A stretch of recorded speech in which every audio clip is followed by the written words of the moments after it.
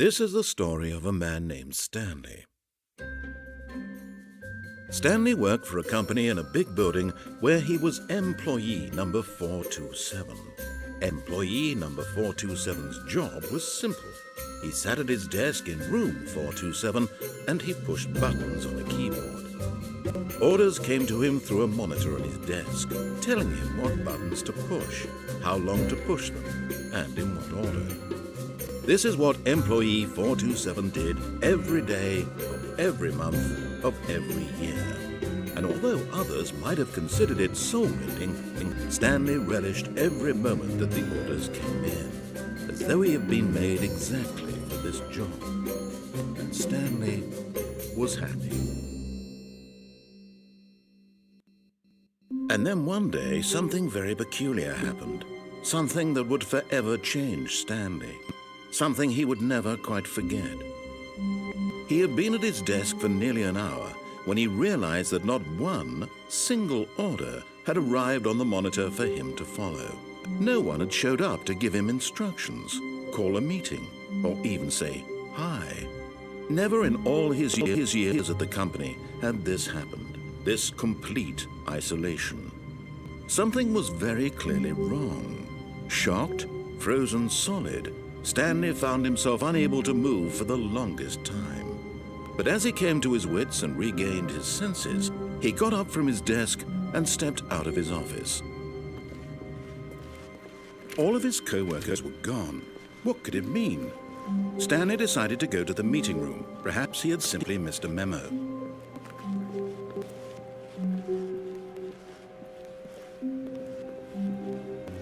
When Stanley came to a set of 2 open doors, he entered the door on his left.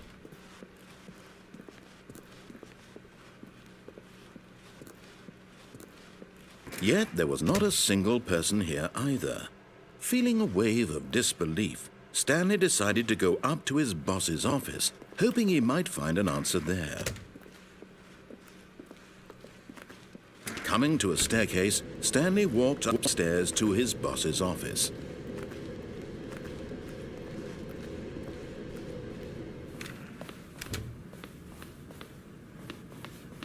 Stepping into his manager's office, Stanley was once again stunned to discover not an indication of any human life. Shocked, unraveled, Stanley wondered in disbelief who orchestrated this, what dark secret was being held from him. What he could not have known was that the keypad behind the boss's desk guarded the terrible truth that his boss had been keeping from him. And so the boss had assigned it an extra secret PIN number, 2845. But of course, yet incredibly, by simply pushing random buttons on the keypad, Stanley happened to input the correct code by sheer luck. Amazing. He stepped into the newly opened passageway.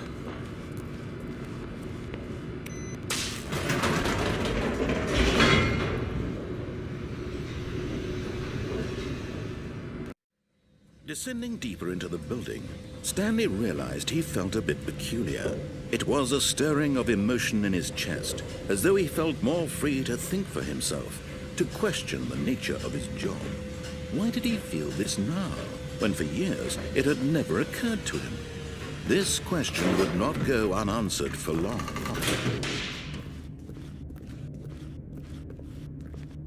Stanley walked straight ahead through the large door that read Mind Control Facility.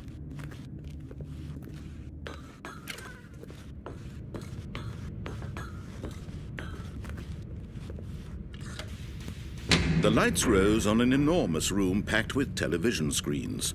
What horrible secret did this place hold? Stanley thought to himself. Did he have the strength to find out?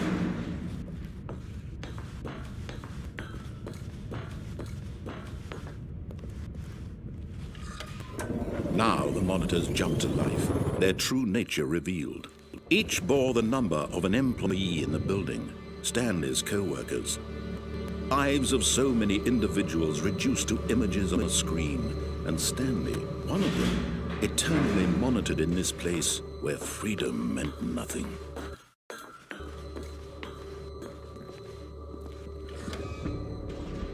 This mind control facility, it was too horrible to believe. It couldn't be true. Had Stanley really been under someone's control all this time? Was this the only reason he was happy with his boring job? That his emotions had been manipulated to accept it blindly? No. He refused to believe it. He couldn't accept it. His own life in someone else's control? Never! It was unthinkable, wasn't it? Was it even possible? Had he truly spent his entire life utterly blind to the world? But here was the proof, the heart of the operation. Controls labeled with emotions, happy or sad or content. Walking, eating, working, all of it monitored and commanded from this very place. And as the cold reality of his past began to sink in, Stanley decided that this machinery would never again exert its terrible power over another human life. For he would dismantle the controls once and for all.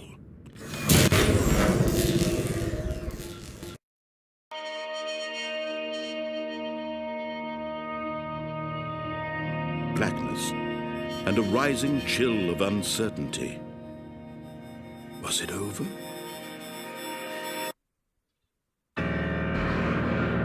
Yes. He had won. He had defeated the machine, unshackled himself from someone else's command. Freedom was mere moments away. And yet, even as the immense door slowly opened, Stanley reflected on how many puzzles still lay unsolved. Where had his co-workers gone? How had he been freed from the machine's grasp? What other mysteries did this strange building hold? But as sunlight streamed into the chamber, he realized none of this mattered to him, for it was not knowledge or even power that he had been seeking, but happiness. Perhaps his goal had not been to understand, but to let go. No longer would anyone tell him where to go, what to do, or how to feel. Whatever life he lives, it will be his. And that was all he needed to know. It was perhaps the only thing worth knowing. Stanley stepped through the open door. Stanley felt the cool breeze upon his skin, the feeling of liberation, the immense possibility of the new path before him. This was exactly the way, right now, that things were meant to happen. And Stanley was happy.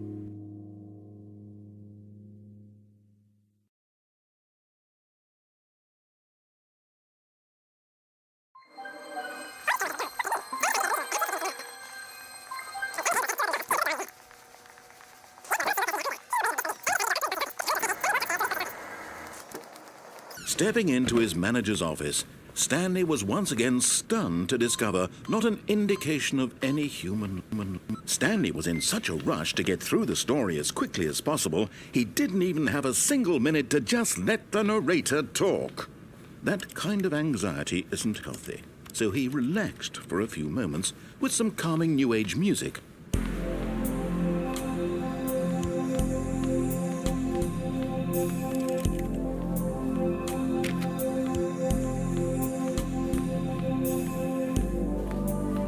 Feeling soothed and rejuvenated, Stanley calmly walked forward into the opened passageway.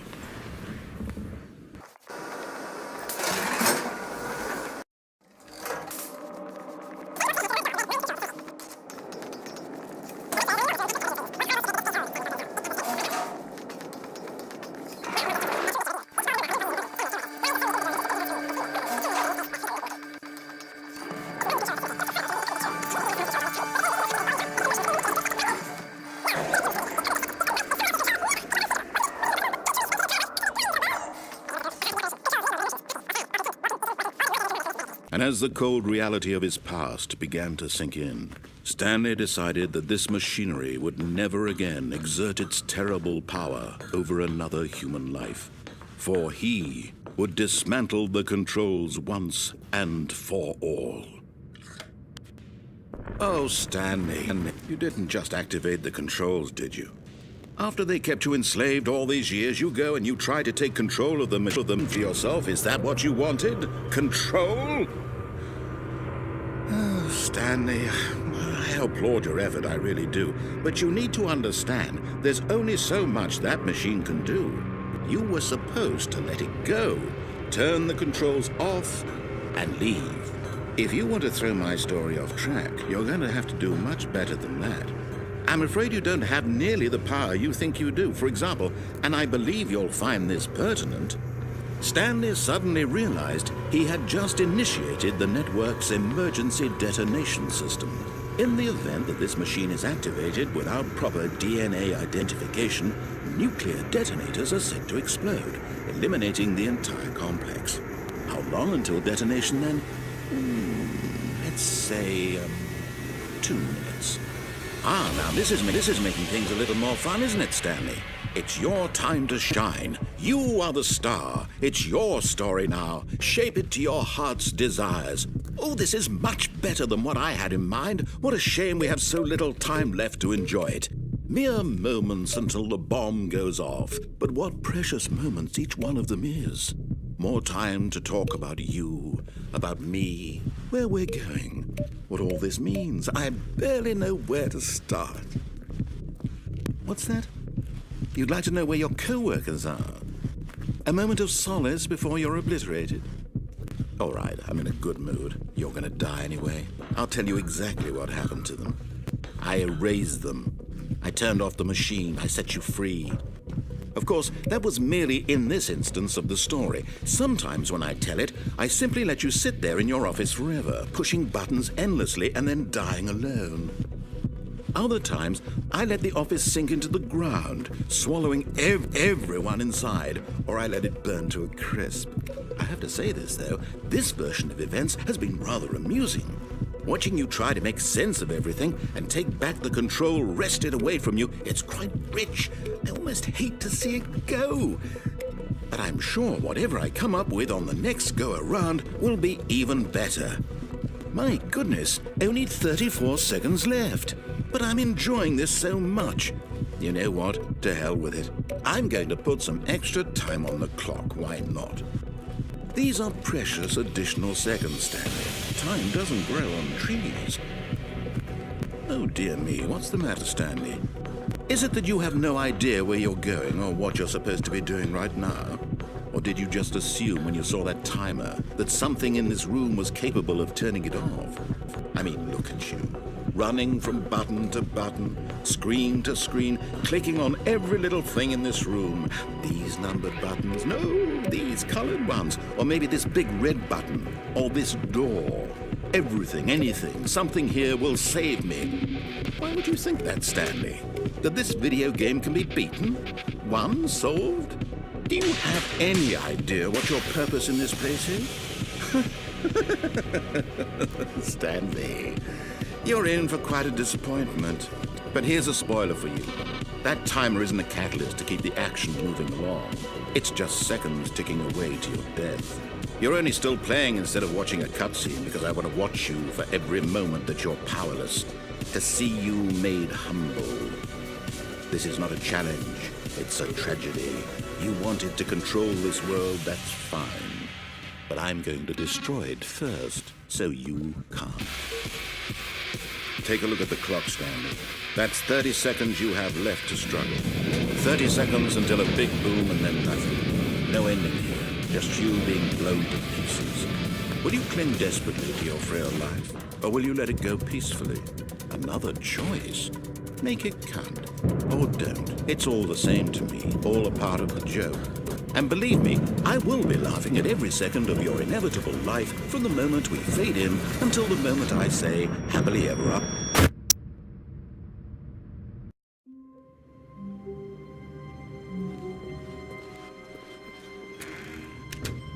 But Stanley simply couldn't handle the pressure. What if he had to make a decision? What if a crucial outcome fell under his responsibility? He had never been trained for that. No. This couldn't go any way except badly. The thing to do now, Stanley thought to himself, is to wait. Nothing will hurt me. Nothing will break me. In here I can be happy forever. I will be happy. Stanley waited. Hours passed, then days. Had years gone by? He no longer had the ability to tell. But the one thing he knew for sure, beyond any doubt, was that if he waited long enough, the answers would come.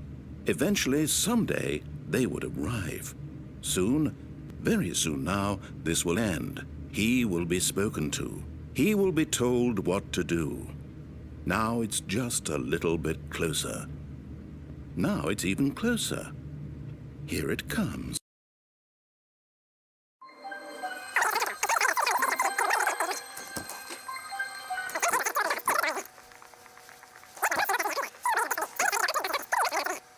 Coming to a staircase, Stanley walked upstairs to his boss's office.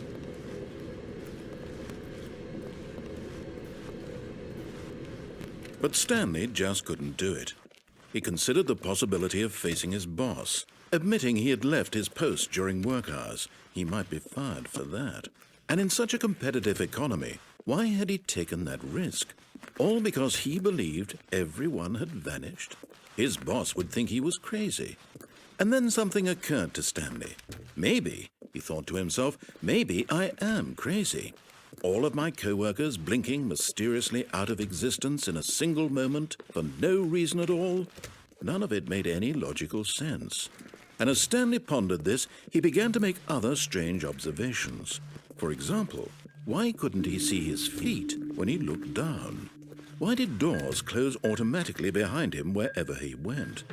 And for that matter, these rooms were starting to look pretty familiar. Were they simply repeating?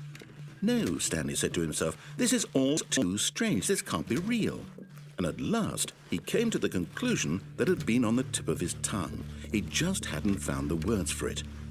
I'm dreaming, he yelled. This is all a dream. Oh, what a relief Stanley felt to have finally found an answer, an explanation. His co-workers weren't actually gone. He wasn't going to lose his job. He wasn't crazy after all. And he thought to himself, I suppose I'll wake up soon. I'll have to go back to my boring real-life job pushing buttons. I may as well enjoy this while I'm still lucid. So, he imagined himself flying and began to gently float above the ground. Then he imagined himself soaring through space on a magical starfield, and it too appeared. It was so much fun, and Stanley marveled that he had still not woken up. How was he remaining so lucid? And then perhaps the strangest question of them all entered Stanley's head. One he was amazed he hadn't asked himself sooner. Why is there a voice in my head dictating everything that I'm doing and thinking? Now the voice was describing itself being considered by Stanley, who found it particularly strange. I'm dreaming about a voice describing me, thinking about how it's describing my thoughts, he thought. And while he thought it all very odd and wondered if this voice spoke to all people in their dreams, the truth was that, of course, this was not a dream. How could it be? Was Stanley simply deceiving himself, believing that if he's asleep, he doesn't have to take responsibility for himself? Stanley is as awake right now as he's ever been in his life. Now, hearing the voice speak these words was quite a shock to Stanley. After all, he knew for certain, beyond a doubt, that this was in fact a dream. Did the voice not see him float and make the magical stars just a moment ago? How else would the voice explain all that? That this voice was a part of himself too. Surely, if he could just... He would prove it. He would prove that he was in control, that this was a dream. So he closed his eyes gently, and he invited himself to wake up. He felt the cool weight of the blanket on his skin, the press of the mattress on his back, the fresh air of a world outside this one.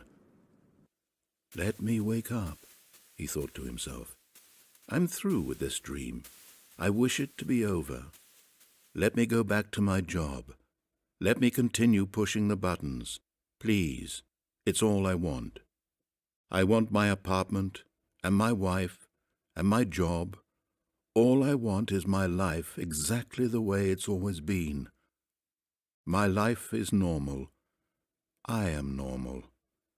Everything will be fine. I am okay.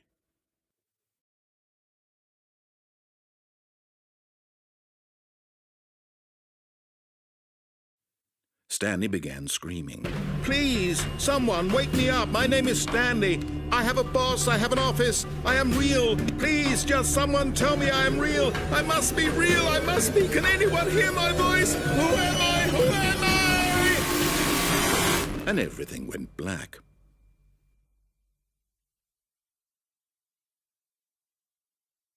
This is the story of a woman named Mariella. Mariella woke up on a day like any other. She arose, got dressed, gathered her belongings, and walked to her place of work. But on this particular day, her walk was interrupted by the body of a man who had stumbled through town talking and screaming to himself, and then collapsed dead on the sidewalk. And although she would soon turn to go call for an ambulance, for just a few brief moments, she considered the strange man. He was obviously crazy. This much she knew. Everyone knows what crazy people look like. And in that moment, she thought to herself how lucky she was to be normal. I am sane. I am in control of my mind. I know what is real and what isn't. It was comforting to think this, and in a certain way, seeing this man made her feel better. But then she remembered the meeting she had scheduled for that day. The very important people whose impressions of her would affect her career, and by extension, the rest of her life. She had no time for this, so it was only a moment that she stood there, staring down at the body. And then she turned and ran.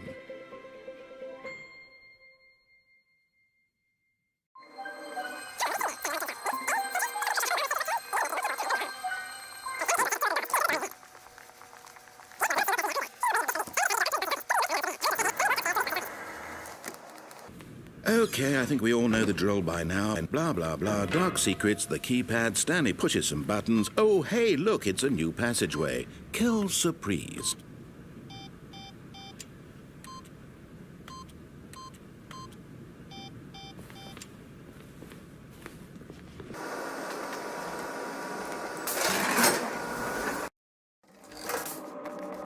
Stanley walked straight ahead through the large door that read Mind Control Facility.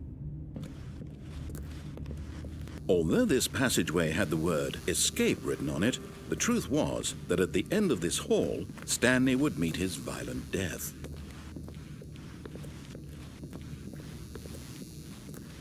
The door behind him was not shut. Stanley still had every opportunity to turn around and get back on track. At this point, Stanley was making a conscious, concerted effort to walk forward and willingly confront his death.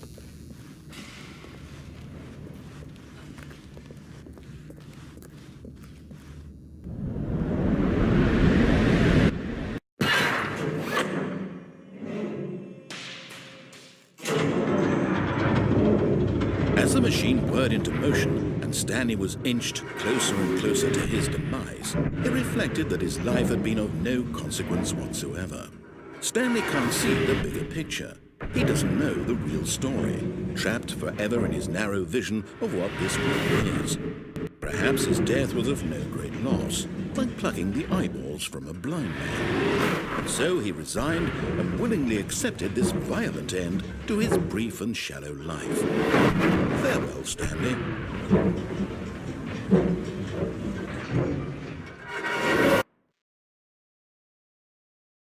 "Farewell, Stanley," cried the narrator, as Stanley was led helplessly into the enormous metal jaws. In a single visceral instant, Stanley was obliterated as the machine crushed every bone in his body, killing him instantly.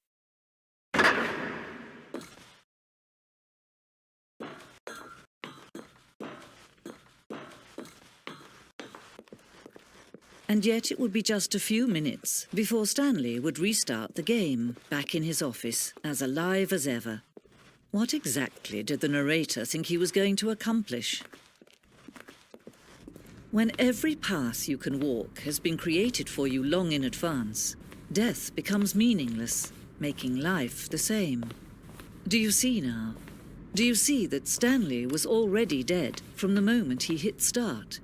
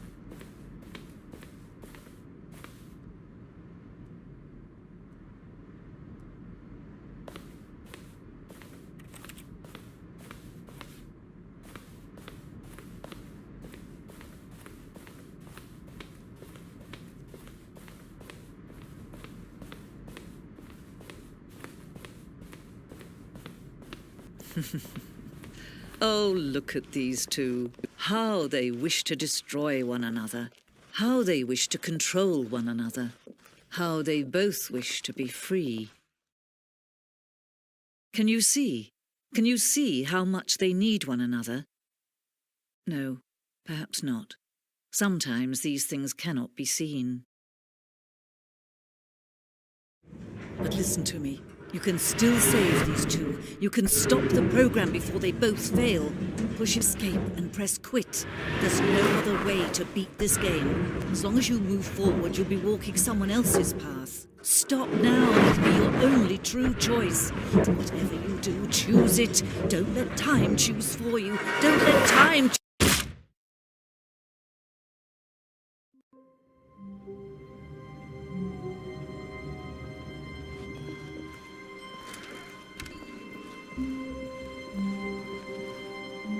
When Stanley came to a set of 2 open doors, he entered the door. This was not the correct way to the meeting room, and Stanley knew it perfectly well.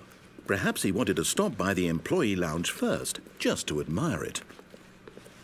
Ah, yes, truly a room worth admiring. It had really been worth the detour after all, just to spend a few moments here in this immaculate, beautifully constructed room. Stanley simply, but eager to get back to business, Stanley took the first open door on his left. And so he detoured through the maintenance section, walked straight ahead to the opposite door, and got back on track.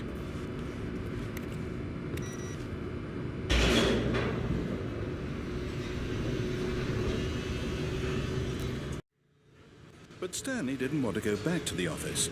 He wanted to wander about and get even further off track. So now in order to get back, he needed to go, from here it's, left. Oh, no, it's to the right, my mistake. No, not the right. Why would I have ever said it was to the right? What was I thinking? It's clearly... Oh dear, would you hold on for a minute, please? Now, let's see, we went down right, left, down, left, right. Yep, okay, yes. I've got it now. This story is absolutely, definitely this way.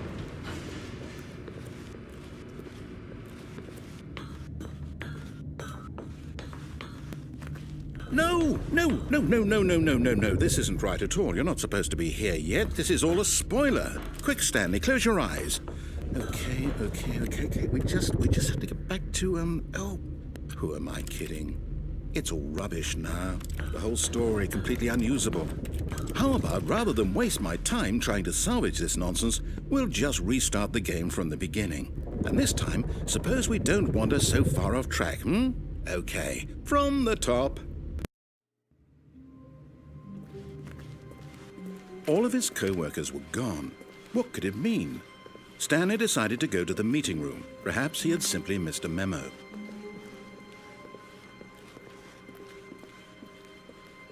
When Stanley... Wait, what? No, I restarted. I swear I definitely restarted the game over, completely fresh. Everything should be... Oh, did something change? Stanley, did you change anything when we were back in that room with all the monitors? Did you move the story somewhere, or... Hold on. Why am I asking you? I'm the one who wrote the story. It was right here just a minute ago. I know for sure that it's here somewhere. Okay, then. It's an adventure. Come, Stanley. Let's find the story.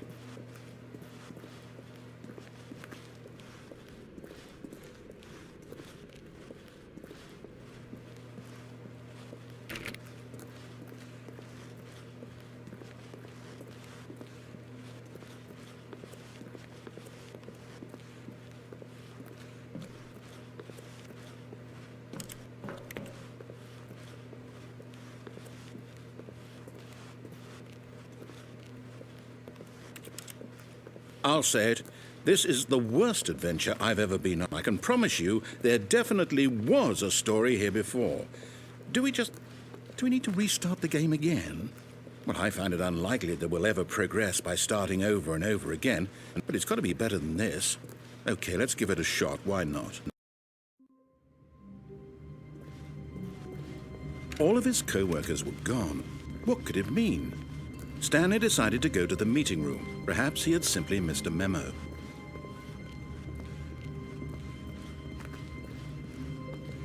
Okay, yep, it's worse. I might be remembering this wrong. It's possible the story is back where we just came from. Why don't we go back the other direction and see if we missed anything?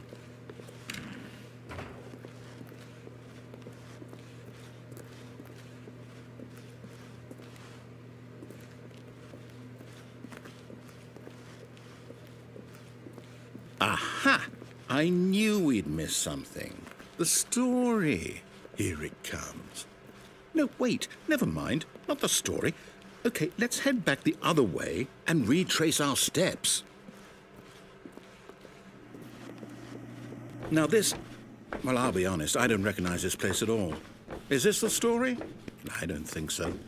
I can't quite recall, but I believe my story took place in an office building. Is that correct?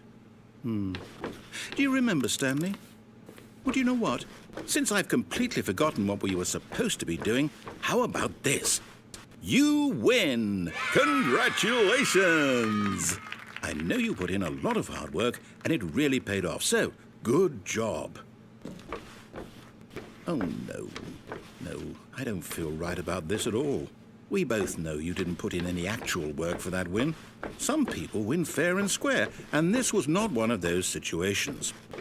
Okay, I'm getting weirded out by whatever this place is. I don't care what might happen this time. I have to restart.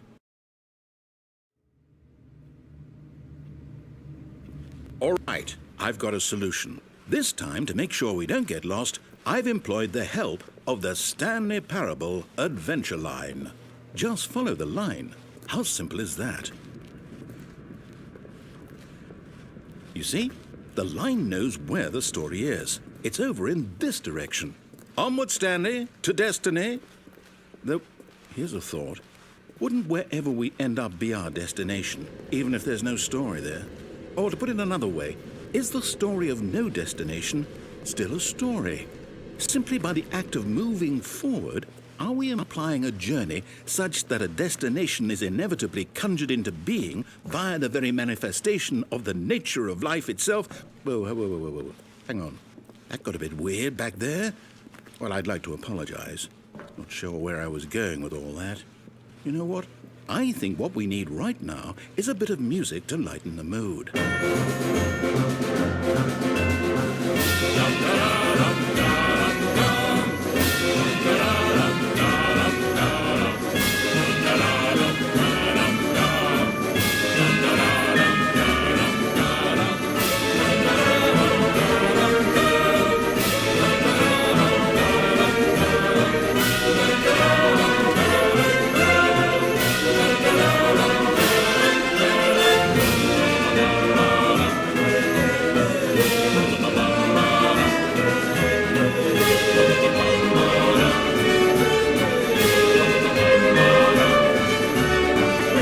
Cut the music, go back and look at that fern. Stanley, this fern will be very important later in the story.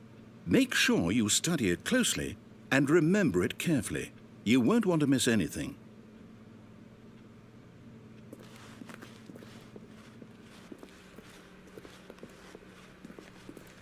Wait, what? We're back at the office? No. Line, you do know we're looking for the Stanley Parable, right? The story? Is any of this... Oh, no, not again. Line, how could you have done this to us? And after we trusted you, after everything we've been through, you... Oh, I can't take this anymore. To hell with it. Restart.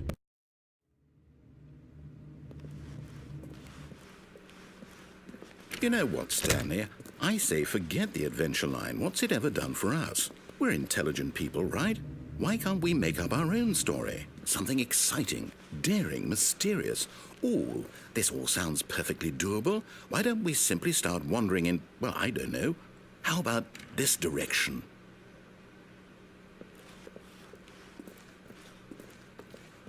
Now, yes, this is exciting. Just me and Stanley forging a new path, a new story. Well, it could be anything. What do you want our story to be? Go wild. Use your imagination. Whatever it might be, Stanley, I'm ready for it. Oh, no, not you again.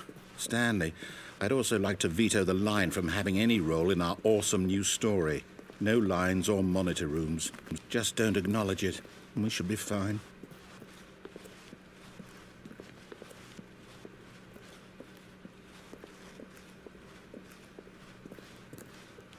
Ah, a choice.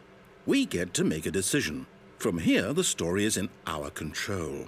How important we mustn't squander the opportunity. In fact, I believe I need a minute to think here. Just walk in circles for a minute. Okay, so I know that each door has to lead somewhere, which means that somewhere at the place where we're trying to go, there must be a reverse door that leads here. And that in turn means that our destination corresponds with the counter-inverted reverse door's origin. So starting from the right, let us ask, will taking the right door lead us to where we're going? And since the answer is clearly yes, then by all accounts, the door on the right is the correct one. Another victory for logic. Come, Stanley, our destiny awaits. Oh, hold up, what's this? The confusion ending. You're telling me that's what this is? It's all one giant ending? And we're supposed to restart the game, what, eight times? That's really how all this goes?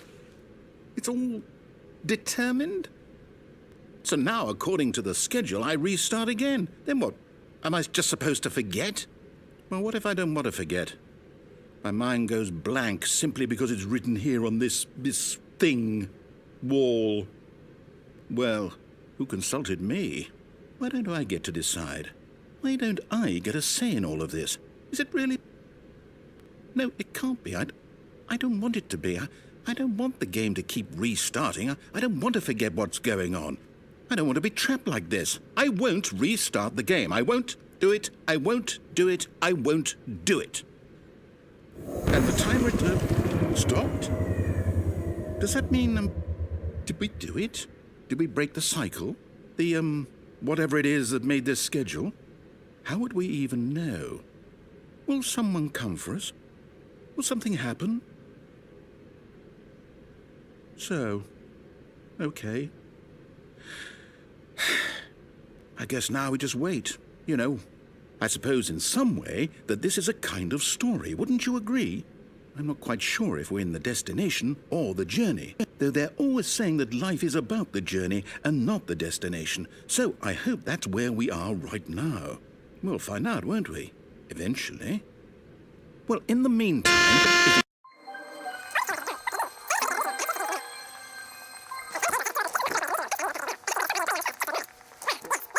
But eager to get back to business, Stanley took the first open door on his left.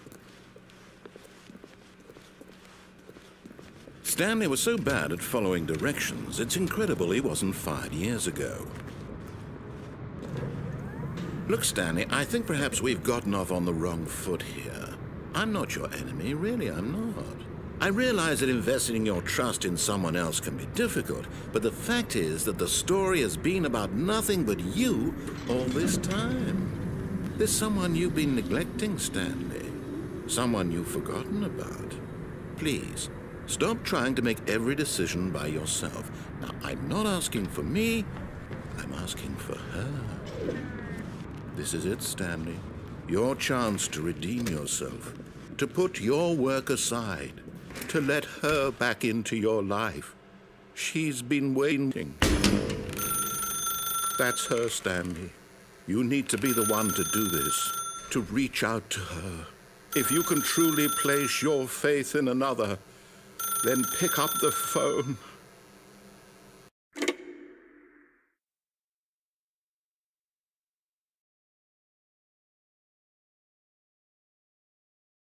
Oh, Stanley, is that you?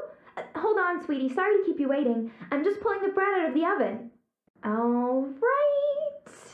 Okay, there we go. All right, now, I want you to come in and tell me all about your day. Gotcha. Oh, come on. Did you actually think you had a loving wife who'd want to commit their life to you? I'm trying to make a point here, Stanley. I'm trying to get you to see something. Come inside. Let me show you what's really going on here. Sorry, but you're in my story now. This is a very sad story about the death of a man named Stanley. Stanley is quite a boring fellow. He has a job that demands nothing of him, and every button that he pushes is a reminder of the inconsequential nature of his existence. Look at him there, pushing buttons, doing exactly what he's told to do. Now he's pushing a button. Now he's eating lunch. Now he's going home. Now he's coming back to work. One might even feel sorry for him, except that he's chosen this life. But in his mind, he can go on fantastic adventures. From behind his desk, Stanley dreamed of wild expeditions into the unknown, fantastic discoveries of new lands. It was wonderful, and each day that he returned to work was a reminder that none of it would ever happen to him. And so he began to fantasize about his own job. First, he imagined that one day while at work, he stepped up from his desk to realize that all of his co-workers, his boss, everyone in the building had suddenly vanished off the face of the earth. The thought excited him terribly. So he went further. He imagined that he came to two open doors and that he could go through either. At last, choice. It barely even mattered what lay behind each door. The mere thought that his decisions would mean something was almost too wonderful to behold. As he wandered through this fantasy world, he began to fill it with many possible paths and destinations. Down one path lay an enormous round room with monitors and mind controls. And down another was a yellow line that weaved in many directions. And down another was a game with a baby. And he called it the Stanley Parable. It was such a wonderful fantasy, and so in his head he relived it again, and then again, and again, over and over, wishing beyond hope that it would never end, that he might always feel this free. Surely there's an answer down some new path, mustn't there be? Perhaps if he played just one more time. But there is no answer. How could there possibly be? In reality, all he's doing is pushing the same buttons he always has. Nothing has changed. The longer he spends here, the more invested he gets, the more he forgets which life is the real one. And I'm trying to tell him this, that in this world he can never be anything but an observer, that as long as he remains here, he's slowly killing himself. But he won't listen to me. He won't stop. Here, watch this.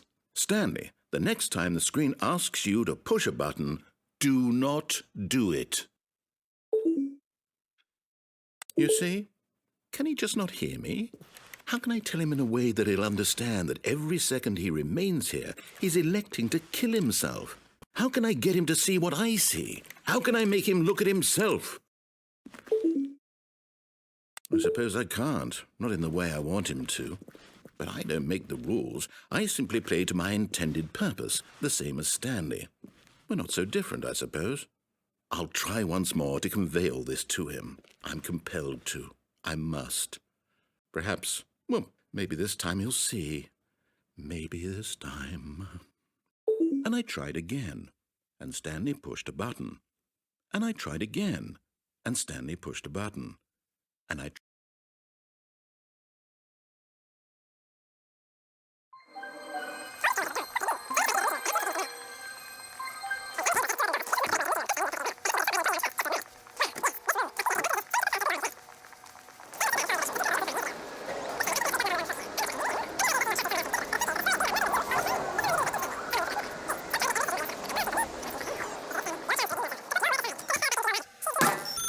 That's her, Stanley. You need to be the one to do this, to reach out to her.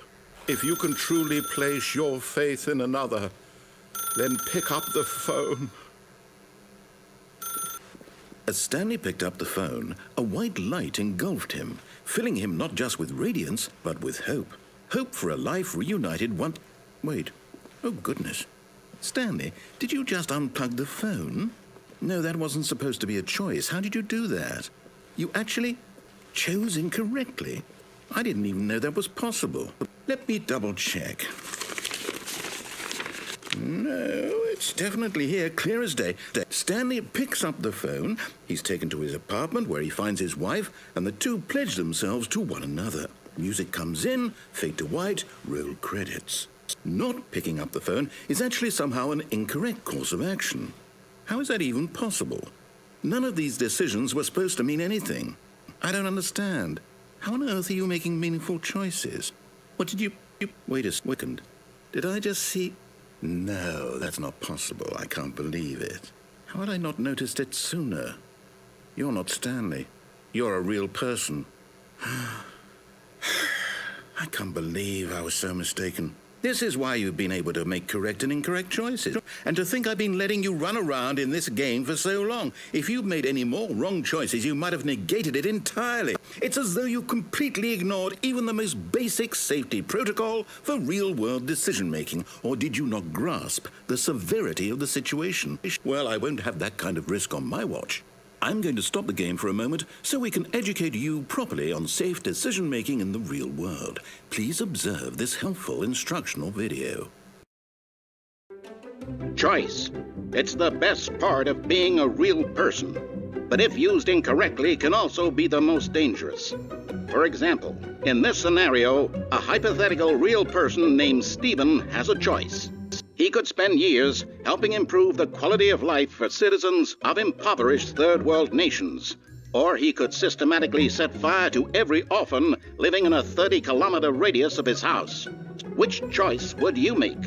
Remember that unlike here, the real world makes sense, and at no time should you make a choice that does not conform to rational logic. If you find yourself speaking with a person who does not make sense, in all likelihood, that person is not real.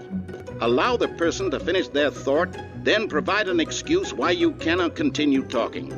Turn to a partner and practice saying, "My goodness, is it 4:30? I'm supposed to be having a back, sack, and crack." Excellent. Making choices on a regular basis is the best part to a healthy decision-making process. Most medical professionals recommend making at least 8 choices per day. Do you make more than 8? Less?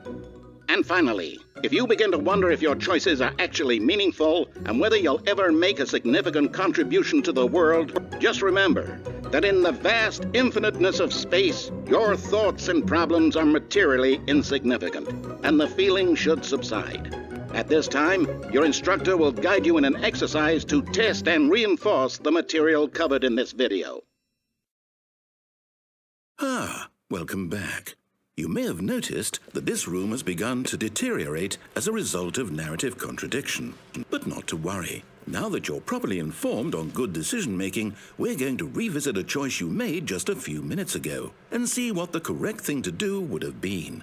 This way, please.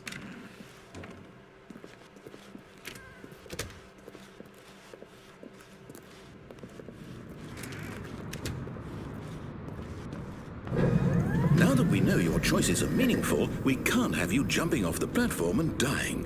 Imagine the main character dying senselessly halfway through the story. That story would make no sense at all. We just need to get you home as soon as possible before the narrative contradiction gets any worse. Unfortunately, it seems this place is not well equipped to deal with reality.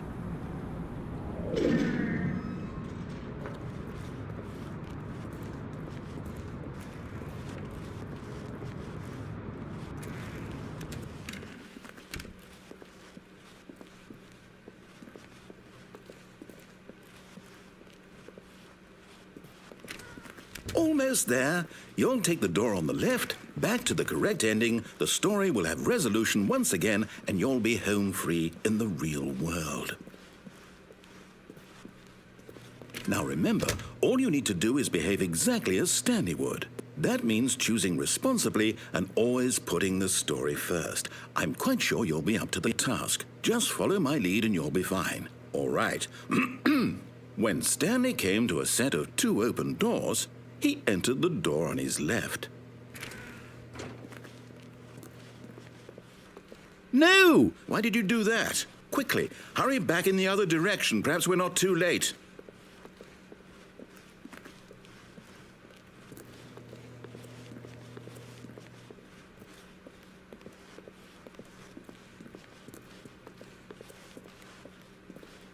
Oh, it's ruined. I can't believe, after everything we talked about, that my story, you've destroyed my work. Why? For what? What did you get out of that? What did you think was so special about seeing the game undone, left here like so much garbage? It's worthless now. And what am I supposed to do? Even if there were a way to continue, would it be worth it? To know that my story is now incorrect? How can I go back to that? I can't erase that knowledge. I'll have to live with it forever, reliving its impossibility forever. I couldn't live that way. Is it better to shut the game down entirely? To willingly destroy all of my work? I don't know. What's the answer? What do I do? What do I do? What do I... No, I have to. I have to shut the game down. I have to. I have to.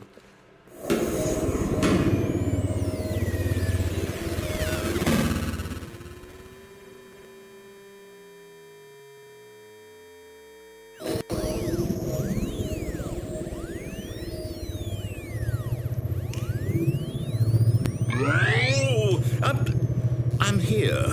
I'm still here. Here in this pile of rubbish. With you. You, who thought you were so clever. Now look where we are. My entire game is destroyed.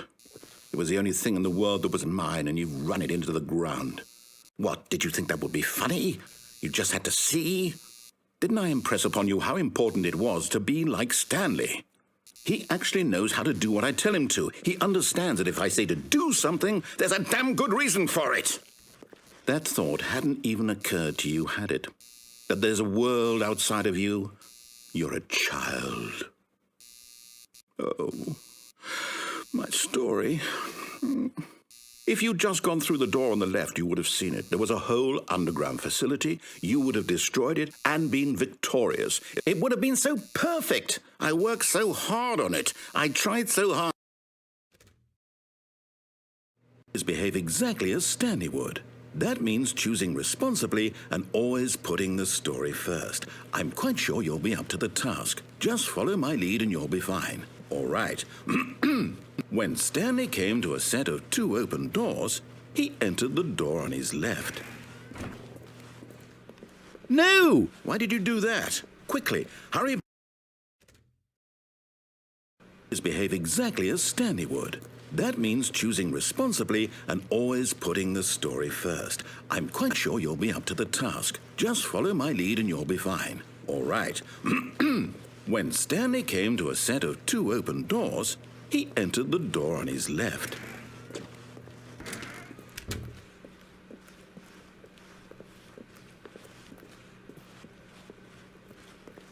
Yet there was not a single person here either. Feeling a wave of disbelief, Stanley decided to go up to his boss's office, hoping he might find an answer there. Coming to a staircase, Stanley walked upstairs to his boss's office.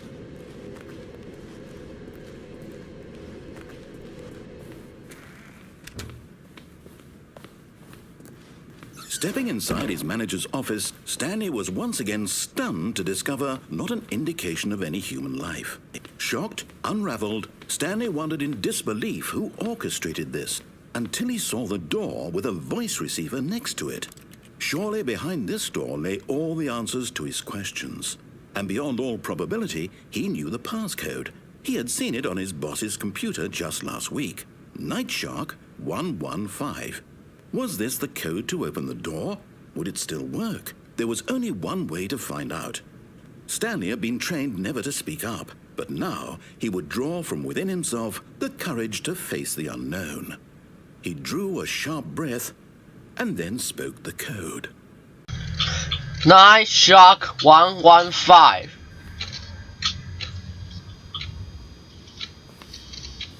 Nightshark 115! Stanley spoke the code. Nightshark 115. He spoke it into the receiver, right there on the wall.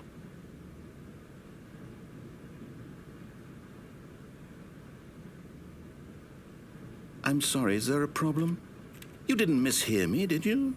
Please speak the code into the receiver. Otherwise, we can't get on with the story. This is a crucial step.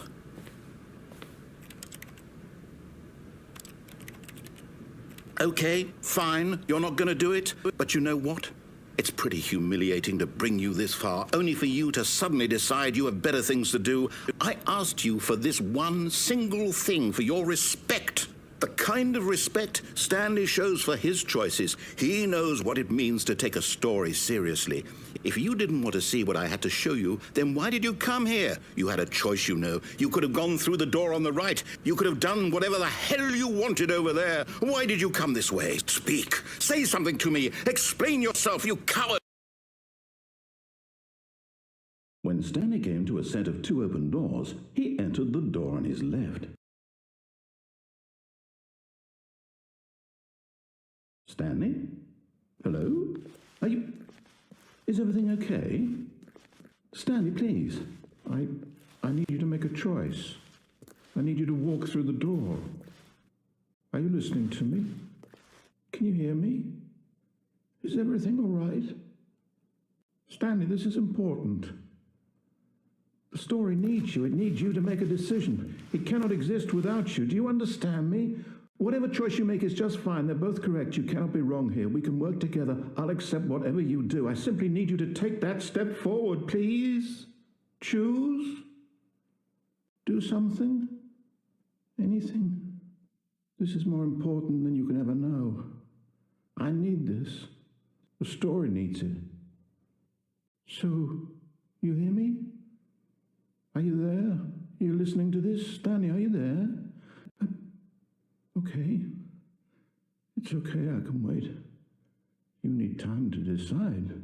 Time to make sure your choice is correct. That is the best choice. That's all right. I'll wait for you to decide what's the right thing to do. Take as much time as you need.